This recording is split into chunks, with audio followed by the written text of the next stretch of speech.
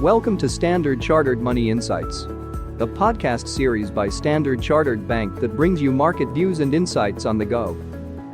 Welcome to Cut to the Chase. Today is Thursday, the 24th of October. I'm Daniel Lam, your host for the podcast.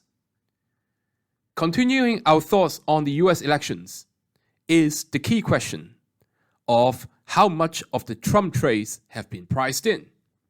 So this is very important because investors may be concerned about getting onto the bandwagon too late. So let's dig deeper today. Now, US equity positioning has been rising consistently. This is reflecting a Republican clean sweep, but it can rise further. So remember the sharp sell-off in risky assets back on the 5th of August, and the election day is on the 5th of November. That would be exactly 3 months from August the 5th.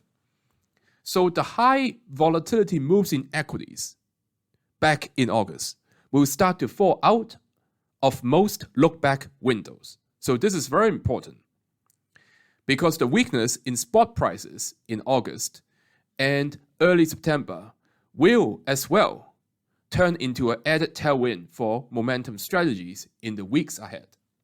So estimates are showing that this can result in 70 to 80 billion US dollar worth of demand for US equity futures over the coming 4 to 6 weeks.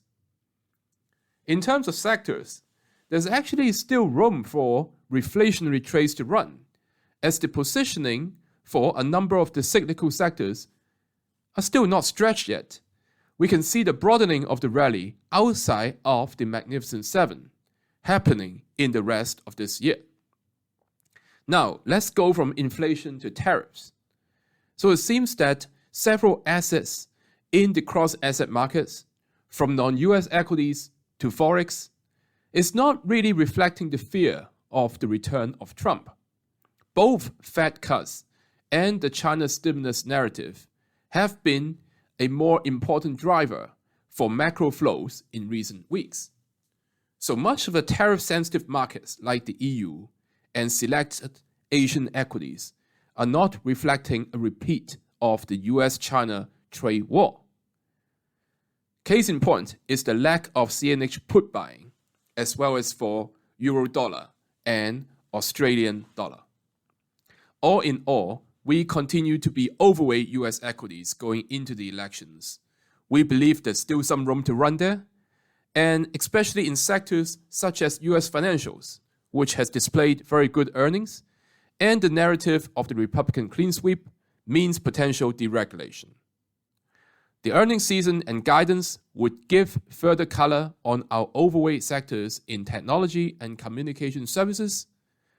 We continue to see any volatility in these sectors to be buying opportunities for long-term investors. That is all from me for today. As always, if you enjoy this podcast, please don't forget to rate and like it. Thanks for listening, and we wish you a happy day ahead. Thank you for listening to Standard Chartered Money Insights, a podcast series by Standard Chartered Bank.